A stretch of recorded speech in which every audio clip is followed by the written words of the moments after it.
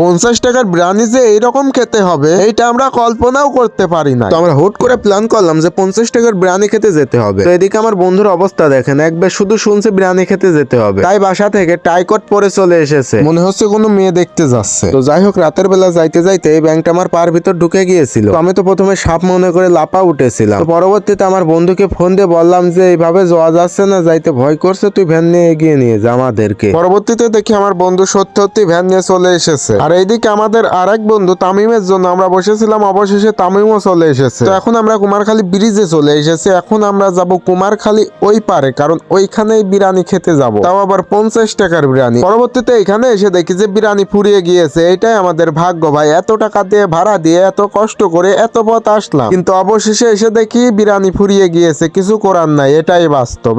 I love you. তাও 50 টাকার বিরিয়ানি খাইতেই হবে, সেই জন্য চলে আসলাম আর এক জায়গা। এইখানে এসে বিরিয়ানি দেখে আমাদের অতটা পছন্দ হলো না, তাও ভাবলাম এত পথ যতক্ষণ এসেছি আমরা বিরিয়ানি খেয়েই যাই, দেখি কি রকম হয়। এইখানকারটা তো খাই নাই, আজকে নাই খেয়েই যাই। পরবর্তীতে সব টপ খেয়ে আমরা বিরিয়ানি খাওয়ার উদ্দেশ্যে বসে পড়লাম। তো কষ্ট মষ্ট করে সবাই বিরিয়ানি খাইতে লাগলো, তো আমিও খাইতে লাগলাম। তো প্রথমে আমি গালে দিয়ে বুঝতে পারলাম যে বিরিয়ানিটা কেমন। ভাই আগের দিন যে এরকম বিরিয়ানি খেয়েছিলাম সেই রকম হিসাবে তার 50% ও স্বাদ হয় নাই এই বিরিয়ানিতে, কারণ আগের দিন খেয়েছিলাম অন্য দোকান থেকে, সেই দোকানে আজকে পাই নাই, সেই জন্য এখানে আসা লাগছে। কিন্তু বিশ্বাস করেন ভাই, এখানকার বিরিয়ানি এতটাই জঘন্য ছিল, খাওয়ার মতো না। তো আমি এই দোকানের লোকেশন দেবো না, কারণ আমি একজনের ব্যবসা ক্ষতি করতে চাই না। তো আপনারা যদি 50 টাকার বিরিয়ানি খেতে চান, তাহলে আগামী সোমবার থেকে আমাদের এই পান্টি বাজারে ব্রিজের উপর 50 টাকার বিরিয়ানি পাবেন আমাদের কাছ থেকে। পরবর্তীতে দেখি আমার বন্ধুরা চলে এসেছে এখানে চপ খেতে। আর এই যে এই লোকটাকে দেখছেন না, এই হলো আমাদের পান্টির বিখ্যাত ভাইরাল 1 টাকার সিঙ্গারা আলা। তো আমরা যে বিরিয়ানি খেয়েছি তাতে আমাদের গাল একদম নষ্ট হয়ে গিয়েছে, সেই জন্যই ভাবলাম যে ঝাল কিছু খাইতে হবে। তো যাওয়ার পথে দেখলাম এখানে এক মুরব্বী ঝালমুড়ি বিক্রি করছে, এখান থেকে আমরা ভাজা মাখানো নিয়ে নিলাম, কারণ আমাদের গাল তো ঠিক করতে হবে নাকি। ওই 50 টাকার ওই পোসা বিরিয়ানি খেয়ে গাল একদম নষ্ট হয়ে গিয়েছে। তো এদিকে আমরা পোসা বিরিয়ানি না আমরা এদিকে ঝালমুড়ি খাই, আর আপনারা এদিক থেকে চ্যানেলটি সাবস্ক্রাইব করে পেজটি ফলো করে দিয়ে যান।